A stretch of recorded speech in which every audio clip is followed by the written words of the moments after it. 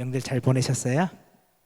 네, 감사합니다. 건강하게 다시 뵐 수 있어서 감사하고요. 오늘 이 시간에도 저와 여러분 가운데 충만한 은혜가 있기를 원합니다. 우리가 지난 시간에 그런 말씀 나눴어요. 하나님께서 아벨의 제사는 받으시고 가인이 드린 제사는 받지 않으셨죠. 왜 그랬을까? 그렇죠? 우리가 가인과 아벨, 그들이 태어날 때부터 그들이 약간 달라요. 가인은 아담과 하와가 볼 때 정말 멋진 아들이었어요. 창세기 3장 15절에서 하나님께서 약속하신 여인의 후손, 과연 이 가인이 여자의 후손이구나 라고 생각할 정도로 그렇게 멋진 아들이었어요. 반면 아벨은 12월으로 헤벨이라고 했죠. 이 헤벨은 공허, 헛됨, 텅빈, 덧없음을 뜻하는 단어. 그래서 전도서 1장 2절 헛되니 모든 것이 헛되도다 할 때 이 헛됨이 5번이나 나왔던 이 헤벨, 그렇죠? 그 헤벨이 아벨이라고 말씀드렸죠. 그러니까 아벨은 아담과 하와가 얘는 정말 헛돼, 얘는 텅 비었어, 얘는 공허해 라고 말할 정도로 보잘것없는 아들이었어요. 근데 놀랍게도 하나님께서 여인의 후손으로 부른 아들은 아담과 하와가 볼 때 자랑스럽게 보였던 아들이 아니라 아담과 하와가 볼 때 별것 아닌 것처럼 보였던 아벨이었다는 것이죠. 자, 그들이 자라나서 가인은 뭐 하는 사람이 되었고 농사하는 사람이 되었고, 아벨은 뭐 하는 사람이 되었고요? 양치는 사람이 되었더라.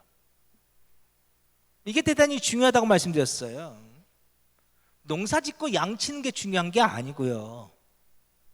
여기서 가인은 땅의 노예가 되어서 땅을 섬기고 땅에서 일하고 땅에서 만족을 얻고 땅에서 그 열매를 얻는 땅에 속한 자, 그게 가인이에요. 그의 보화는 땅에만 있죠. 그는 땅에서만 기쁨을 얻어요. 만족을 얻어요. 땅에서 열매를 얻는 사람이에요. 그런 그가 나름 최선을 다해서 하나님 앞에 예배를 드렸는데 하나님께서 그 예배를 받지 않으셨다. 왜요? 그는 땅에서만 만족을 누리는, 예수 없이 예배 드리는 예배였다는 것이죠. 그렇죠? 반면 아벨은 양을 치는 자였다. 그렇죠? 양의 친구였다. 여기서 양은 예수님을 상징하고 있죠. 아벨은 예수님과 하나 된 자였고 연합된 자였고 예수님과 한 몸 된 자였고 예수님의 친구였고, 다시 말해서 아벨이 드린 예배는 예수 안에서 드린 예배였다. 예수 없는 예배와 예수 안에서 드린 예배가 겉으로 볼 때는 똑같은 예배처럼 보이지만 너무도 다르다, 이 말씀 나누었어요. 오늘 우리 부예제일 감리교회 예배가 예수 안에서 드려지는 예배가 되기를 축복해요. 우리들이 드리는 예배가 얼마든지 예수 없이 드려진 예배가 될 수 있더라는 거예요. 세상에 좋은 말, 기쁘고 행복해 주는 말, 위로되는 말, 축복의 말, 그렇죠? 얼마든지 말할 수 있어요. 근데 그렇게 아무리 좋은 말을 한다 할지라도 예수 없는 예배가 된다면 하나님은 그 예배 안 받으셔요. 정말로 예배의 본질, 예배의 핵심은 예수예요. 하나님은 예수 없이 드리는 가인의 예배를 받지 않으셨어요. 그러자 가인이 분노하게 되고 결국 아벨을 죽이죠. 가인은 말해요. 저도 최선을 다해서 하나님께 예배했습니다. 맞아요? 틀려요? 맞아요. 가인도 최선을 다해서 예배했어요. 아주 열심으로 예배했다고요. 그런데 그 예배에는 예수가 없었어요. 하나님은 그 예배를 받지 않으셨고, 그러니까 가인이 분노하기 시작하는 거예요. 우리가 로마서 10장 말씀 지난주에 보았었잖아요. 우리 로마서 10장 말씀 중요하니까 이 말씀만 다시 한번 찾아보고 해요. 자, 로마서 10장 1절부터 3절까지예요. 빗소리인가요? 네, 로마서 10장 1절부터 3절 우리 한 목소리로 한번 읽어볼까요? 로마서 10장 1절로 3절 시작. 형제들아, 내 마음에 원하는 바와 하나님께 구하는 바는 이스라엘을 위함이니 곧 그들로 구원을 받게 함이라. 내가 증언하노니 그들이 하나님께 열심히 있으나 올바른 지식을 따른 것이 아니니라. 하나님의 의를 모르고 자기 의를 세우려고 힘써 하나님의 의에 복종하지 아니하였느니라. 아멘. 우리가 지난주에 마리아 마르다 이야기했잖아요. 마르다가 예수님을 사랑했어요. 예수님에 대해서 열심히 있었어요. 그래서 예수님이 오시자 얼마나 예수님을 대접하려고 열심을 품고 음식 준비를 했는지 몰라요. 그런데 그 열심이 결국 자기 의가 되어지고, 그러니까 예수님 발치에 앉아서 말씀만 듣고 있는 마리아를 향해서 마르다가 분노하기 시작하죠. 내가 이렇게 열심을 품으면 예수님이 나를 인정해주고 나를 칭찬해주고 사람들이 다 나를 잘했다고 박수 쳐주고 그래야 되겠는데, 예수님은 오히려 예수님 말씀만 듣고 있는 마리아를 더 기뻐하시고 칭찬하고 계셔요. 그러니까 화가 나는 거예요. 그들이 하나님께 열심히 있으나 올바른 지식을 따른 것이 아니니라. 신앙생활에 열심이 중요한 게 아니에요. 우리 자꾸만 신앙생활에 열심을 내야 된다, 열심을 내야 된다 그러잖아요. 근데요, 예수 없이 열심 내면요, 나중엔 그것 때문에 분노해요. 나중엔 그것 때문에 상처받았느니 막 그래요. 올바른 지식을 따라서 열심을 품어야 돼요. 그게 뭐예요? 자기 일을 세우려는 것이 되지 말고 하나님의 의, 예수 십자가를 먼저 만나야 돼요. 우리 신앙생활은 자기 의를 세우는 게 아니라고요. 왜 가인이 아벨을 죽여요? 그가 열심을 품었기 때문에 그래요. 열심을 품지 않은 사람은요, 아벨을 죽이지도 않아요. 왜 바리새인들이 예수님을 죽여요? 그들이 하나님에 대해서 열심을 품었기 때문에 그래요. 그들의 열심이 예수를 죽이고 마리아를 비난하고 아벨을 죽이는 거예요. 오늘 우리들의 신앙이 올바른 지식을 따라야 돼요. 자, 지난주 우리가 여기까지 말씀을 나눴어요. 자, 오늘 이제 그 다음 장면을 보겠는데요. 중요한 거 몇 가지만 볼게요. 여기 하나하나 다 보여야 되는데, 자, 10절부터 제가 12절까지 읽을게요. 보세요. 오늘 본문 창세기 4장 10절부터 이르시되 내가 무엇을 하였느냐? 내 아우의 핏소리가 땅에서부터 내게 호소하느니라. 땅이 그 입을 벌려 내 손에서부터 내 아우의 피를 받았은즉 내가 땅에서 저주를 받으리니. 자, 가인이 땅에서 저주를 받는데요, 내가 밭을 갈아도 땅에 다시는 그 효력을 내게 주지 아니할 것이요 너는 땅에서 피하며 유리하는 자가 되리라. 자, 여기서요 정말 중요한 거 뒤에 12절 맨 뒤에 보면 너는 땅에서 피하며 유리하는 자가 될 것이다, 이 말씀이에요. 여러분, 유리하는 자가 어떤 사람이죠? 떠도는 사람이잖아요. 너는 이제 아벨을 죽인 대가로 이제 너는 땅에서 저주를 받을 거야. 그래서 너는 땅에서 피하여 유리하는 자가 될 것이다. 그래서 그 다음부터 가인이 땅에서 떠도는 자가 되었나요? 16절 보세요. 자, 창세기 4장 16절. 유리하는 자가 됐는지 안 됐는지 봅시다. 가인이 여호와 앞을 떠나서 에덴 동쪽 놋 땅에 거주하더니 아내와 동침하며 그가 임신하여 에녹을 낳은지라. 가인이 성을 쌓고 그의 아들의 이름으로 성을 이름하여 에녹이라 하니라. 아멘. 자, 가인이 떠노는 자가 되었나요? 아니면 정착했나요? 네?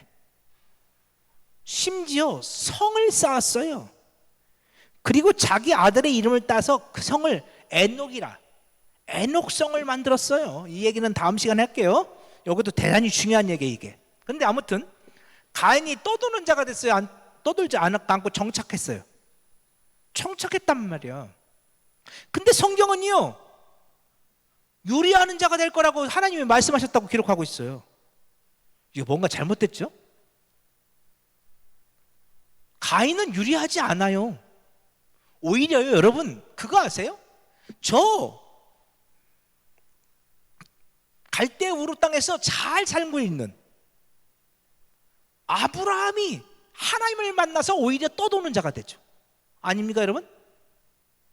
가나안 땅에 하나님 불러들였다가 그 가나안 땅에 기근이 와서 애굽에 갔다가 또 다시 가나안 땅에 왔다가 야곱의 후손들이 또 다시 애굽에 갔다가 다시 또 가나안 땅에 왔다가 또 하나님 앞에 범죄해서 바벨론 포로로 끌려갔다가 다시 돌아왔다가 또 흩어지고 계속 떠도는 건 누가 떠돌아요? 가인의 후손이 떠도는 것처럼 보여요? 아니에요. 근데 너는 땅에서 피하며 유리하는 자가 되리라 라고 하나님 말씀하세요. 가인에게 주신 말씀이에요. 여러분, 이게 무슨 말씀인지 아세요? 예수가 없는 인생들, 그들은 영적으로 방황하는 자가 될 거라는 거예요. 그들은 겉으로 볼 때는 땅에 정착해서 사는 것처럼 보여요. 성을 쌓고 높은 탑을 쌓고 앞으로 바벨탑을 쌓는 이야기도 볼 거예요. 그리고 그들은 거인이 되어지고 강대한 나라를 만들고 겉으로는 그들이 그 땅에서 성을 쌓고 잘 사는 것처럼 보였는데, 그런데 그들은 영적으로는 떠도는 자예요. 그래서 여러분, 성경에서요 중요한 단어가 하나 있어요. 성경에서 나그네라는 단어를 여러분 많이 들어보셨나요? 과부, 고아, 나그네. 그 중에 나그네라는 단어가 있는데요, 여러분 나그네의 의미를 여러분 이해하셔야 돼요. 자, 우리 출애굽기 22장 한번 보세요. 출애굽기 22장 21절.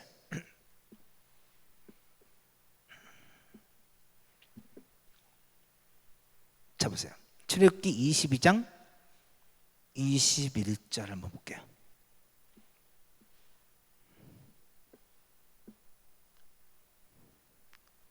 자, 우리 한번 같이 같은 목소리 읽어볼까요? 시작.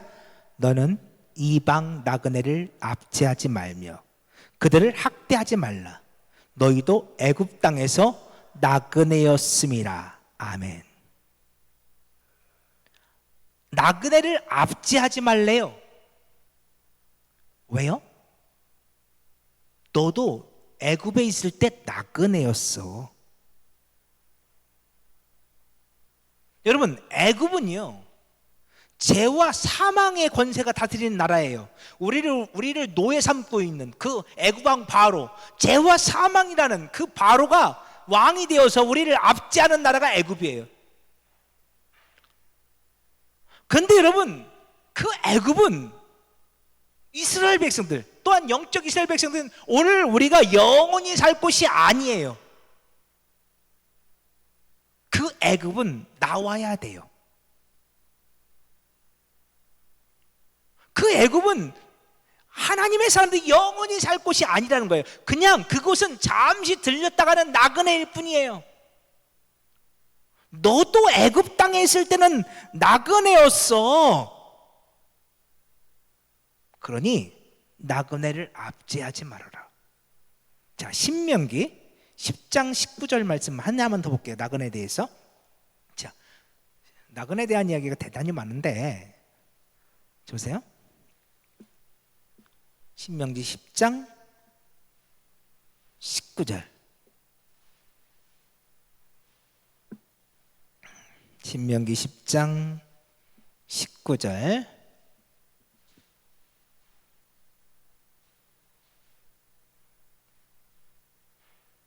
자, 보세요. 자, 같이 읽어보겠습니다. 시작. 너희는 나그네를 사랑하라. 전에 너희도 애굽 땅에서 나그네 되었음이니라. 아멘. 나그네를 어떻게 해요? 사랑하래요. 심지어 아까는 나그네를 압제하지 말라고 그랬잖아요. 그래서 이번에는 나그네를 사랑하래요. 찾아보진 않겠지만 나그네를 대접하라는 말씀도 무척 많아요. 나그네를 압제하지 말고 대접하고 사랑하고. 왜? 너희도 애굽 땅에서는 나그네였어.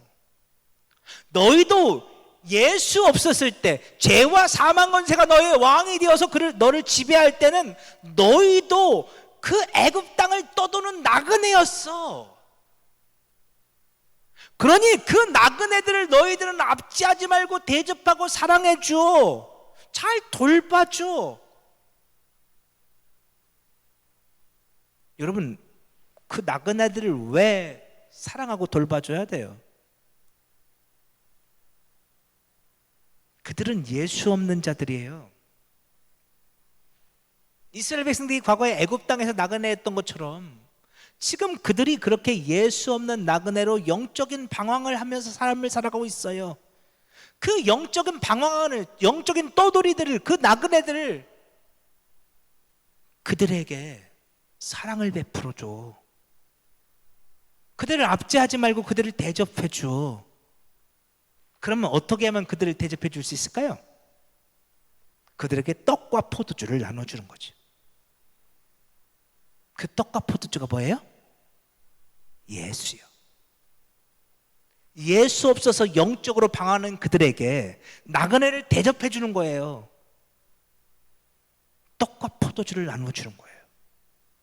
예수를 나눠주는 거예요. 그래서요, 여러분, 성경에서요, 구약 성경부터 여러분 신약 성경까지 나그네에 대한 얘기가 무척 많고, 그리고 베드로전서에 보면 나그네에 대한 이야기가 또 그렇게 많이 나와요. 우리는 다 나그네예요. 우리는 이 땅에서 지금 살고 있지만 우리의 본향은 아버지의 나라에 있어요.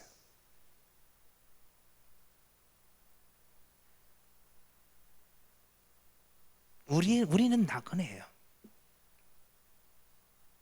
그럼에도 불구하고 오늘 우리 안에 예수가 있잖아요. 우리는 하나님의 나라를 알아요. 우리는 우리의 본향을 알아요. 이제 우리는 더 이상 떠돌이가 아니에요. 근데 지금 이 순간에도 영적 나그네 된 사람들이 있어요. 예수 없는 영혼들, 하나님의 나라를 알지 못하는 사람들, 여전히 죄와 사망의 애굽의 바로왕의 포로된 영혼들, 그 영혼들을 긍휼히 여기고 불쌍히 여기고 사랑으로 섬기고 대접하는 것. 그래서 그들에게 떡과 포도주를 먹이는 것이 우리의 사명이라는 거예요. 성경은 그 얘기를 계속해서 하고 있어요. 나그네를 대접하라고. 나그네를 대접하라고. 자, 그 얘기는 나중에 또 나그네 얘기를 또 한번 나중에 하게 될 거예요. 그 얘기는 넘어가고요. 13절 보세요. 오늘 보면 13절, 창세기 4장 13절. 여기부터가 오늘 본문에서 중요한 얘기인데요. 자, 13절. 가인이 여호와께 아뢰되 내 죄벌이 지기가 너무 무거우니이다. 야, 너는 이제 땅이 더 이상 효력을 발휘하지 못해서 이제는 너는 그 땅에서 피하며 유리하는 자가 될 거야 라고 말씀하시자 가인이 말하는 거예요. 내 죄벌이 지기가 너무 무거우니이다. 이게 무슨 뜻처럼 보여요? 얼핏 보면 그런 거 같지 않아요? 요즘 그런 거 있잖아요. 재판을 받아요. 근데 판사가 1심에서 징역 1년 땅땅땅 때렸어요. 근데 재판받는 사람이 판사님, 그건 너무 저한테 가혹한 것 같아요. 아무리 생각해봐도 제가 그 정도 죄는 안 진 것 같은데 저 항소하겠어요. 13절이 꼭 항소하는 것처럼 보이잖아요. 내 죄벌이 지기가 너무 무거우니이다. 하나님 너무 그거 과한 거 아니에요? 하나님 지금 저한테 너무 하시는 거 아니에요? 저 너무 억울해요. 그래서 항소하는 것처럼 보이는데요, 그런데 그게 아니에요. 이 말씀을 좀 약간 번역이 그런데요, 이걸 직역하면 이런 뜻이에요. 하나님, 내 죄가 너무도 큰 것을 내가 알았습니다. 근데 나는 나 스스로 이 죄를 제거해 버릴 수가 없습니다. 이런 뜻이에요. 너 이제는 땅에서 유리하는 자가 될 거야. 하나님 그렇게 말씀하실 때 가인이 말해요. 하나님, 제가 이제 알았습니다. 제 죄가 너무도 크다는 것을. 그런데 저는 이 큰 죄에서 제가 벗어날 길이 없습니다. 제 안에 있는 죄를 제거할 길이 없습니다.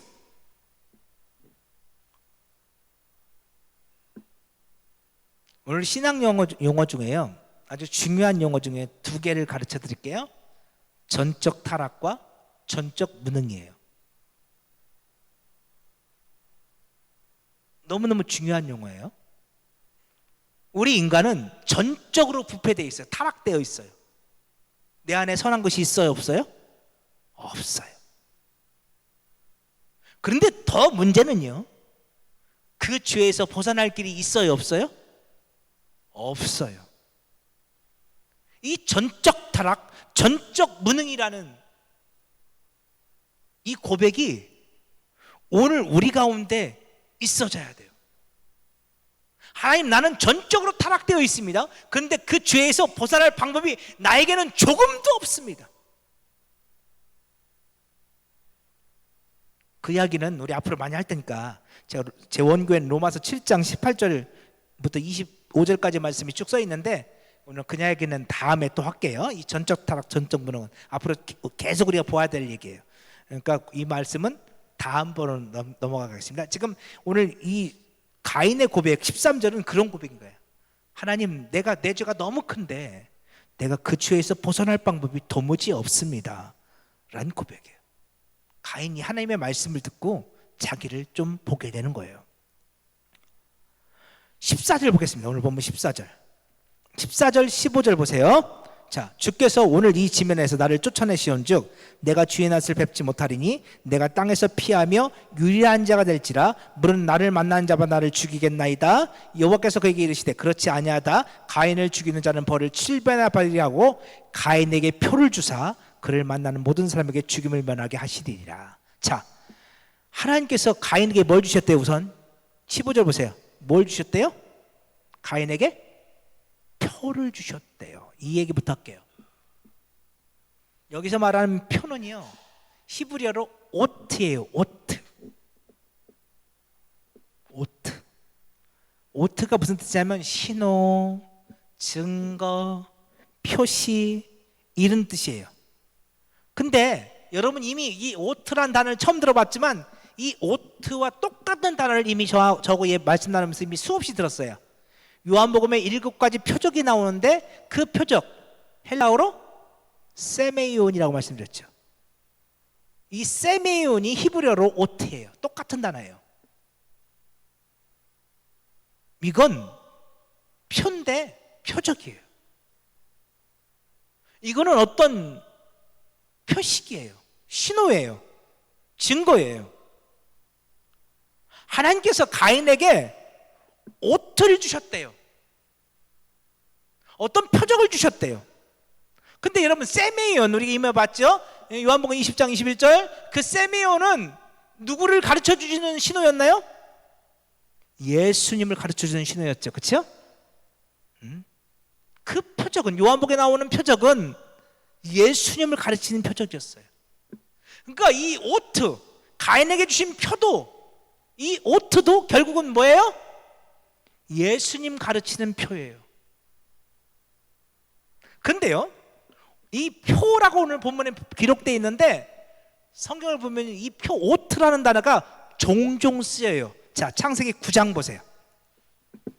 창세기 9장 11절부터 볼게요. 자, 창세기 9장 11절 13절까지 읽을게요. 창세기 9장은 노아 홍수가 끝났을 때 하나님께서 말씀하시는 거잖아요. 자, 내가 너희와 언약을 세우리니 다시는 모든 생물을 홍수로 멸하지 아니할 것이라. 땅을 멸할 홍수가 다시 있지 아니하리라. 하나님이 이르시되 내가 나와 너희와 및 너희와 함께 하는 모든 생물 사이에 대대로 영원히 세우는 언약의 증거는 이것이니라. 내가 내 무지개를 구름 속에 두었나니 이것이 나와 세상 사이에 언약의 증거니라. 여기서 증거, 언약의 증거할 때 이게 오트예요. 창세기 4장에서는 표라고 번역되어 있는데 여기서는 언약의 증거다. 뭐가 언약의 증거예요? 무지개가. 여기서 나온 게 무지개 언약이에요. 무지개 언약이 대단히 중요해요. 노아 홍수할 때 또 이 말씀 나눌게요. 무지개 언약이 대단히 중요해요. 사실은 이게 무지개가 아니고 활이거든요. 활. 하나님을 향해 쏘아지는 활. 무지개는 활이에요. 활. 하나님이 죽으시는 거예요. 그 과정. 아무튼 근데 이 증거란 단어가 오트예요. 무지개 언약이 오트예요. 또 있어요. 창세기 17장 11절 보세요. 창세기 17장 11절. 창세기 17장 11절. 몇 군데만 찾는 거예요. 되게 많은데 이 오트란 단어가 많이 나오는데 창세기 17장 11절. 너희는 양피를 베어라. 이것이 나와 너희 사이의 언약의 표징이니라. 여기서 표징이 오트예요. 여기서 말하는 언약의 표징은 할례죠. 근데 여러분 잘 봐요. 아까 우리 창세기 9장에서 무지개를 하면서 증거가 오트라고 했는데 그 앞에다가 무슨 언약, 무슨 증거라고 했어요? 언약의 증거라고 했죠. 근데 창세기 17장에서도 표징인데 그 앞에 뭐라고 써 있어요? 언약의 표징. 그렇죠. 오트는요, 어떤 언약을 함축하고 있어요. 오트는 그렇죠? 신호인데 증거인데 언약을 담고 있단 말이에요. 세메이온, 그렇죠? 표적은 하나님의 언약을 담고 있어요. 이 오트란 단어 안에는 언약이 담겨져 있어요. 하나님의 언약. 근데 그 언약이 뭐라고요? 그 언약이 예수예요. 그 언약이요. 그 언약이 예수예요. 그러니까 이 오트라는 단어에는 뭐가 보여요? 예수가 보여요.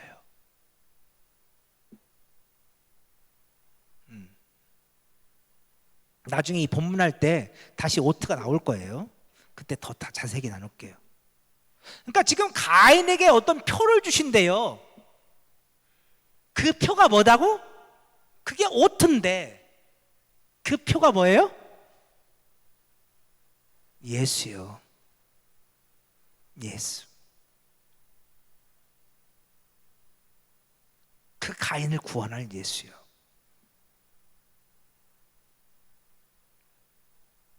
그러니까 지금 하나님께서 지금 가인이 하나님께 고백하는 거예요. 하나님, 제가 제 죄를 알았어요. 근데 저한테는 그 죄에서 벗어날 방법이 도무지 없어요. 하나님 어쩌면 좋아요? 그랬더니 하나님께서 가인에게 뭘 주신다고요? 내가 표를 줄게. 네가 살 수 있는 표. 하나님의 언약이 담겨있는 그 표, 오트를 줄게. 그게 뭐예요? 그게 예수예요.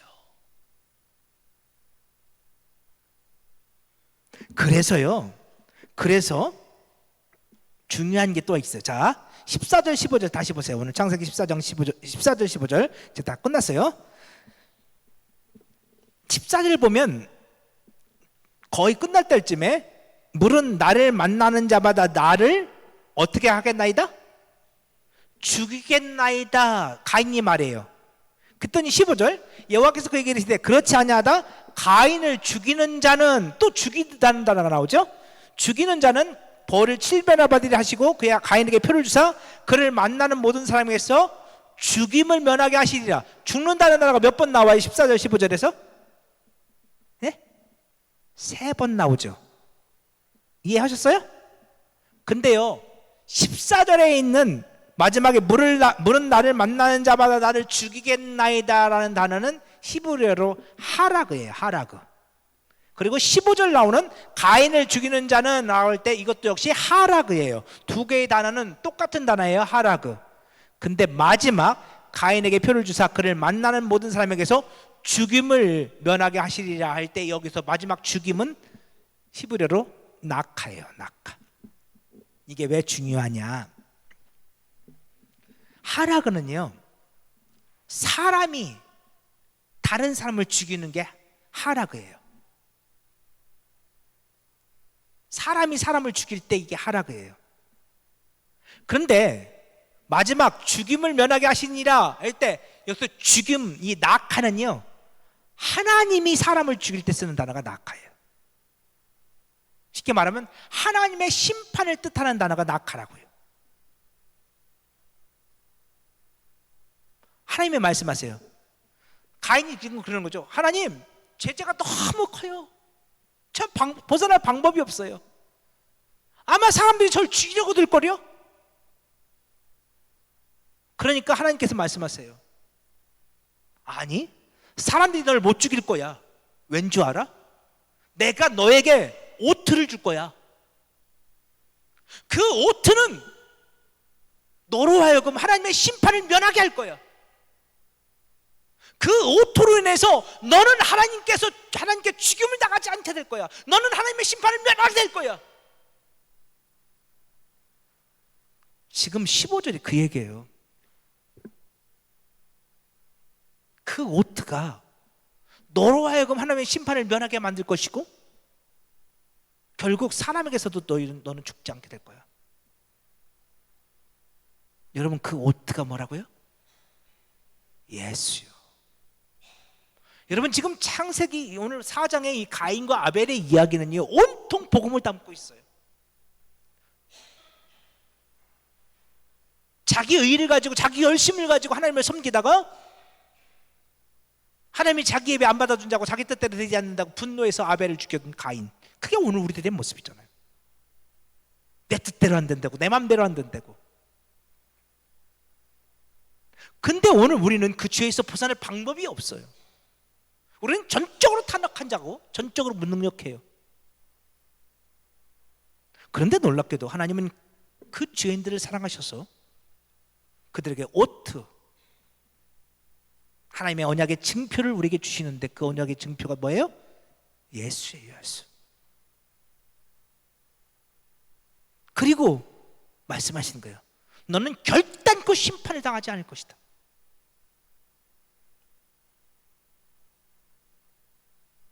너는 결단코 죽음을 당하지 않을 것이다. 무엇 때문에요? 그 언약의 징표 때문에. 그 가인에게 줬던 그 표 때문에. 그 오토로 인해서 너는 결단코 죽지 않을 것이다. 지금 이 가인과 아벨의 이야기는 복음 이야기를 이렇게 우리에게 들려주고 있는 거예요. 그 가인이 우리들이었어요. 근데 예수께서 우리를 위하여 대신 죽어주심으로 전적으로 무능력했던 오늘 우리들을 구원해 주시는 이야기들. 오늘 저와 여러분이 그 사랑을 받았음을 믿음으로 고백할 수 있었으면 좋겠어요. 그리고 감사할 수 있었으면 좋겠어요. 여러분은 결단코 죽임을 당하지 않을 거예요. 우리가 의로워서 그런 것이 아니라 언약의 증표 되신 예수께서 우리를 대신하여 죽어주셨기 때문이죠. 자, 오늘 우리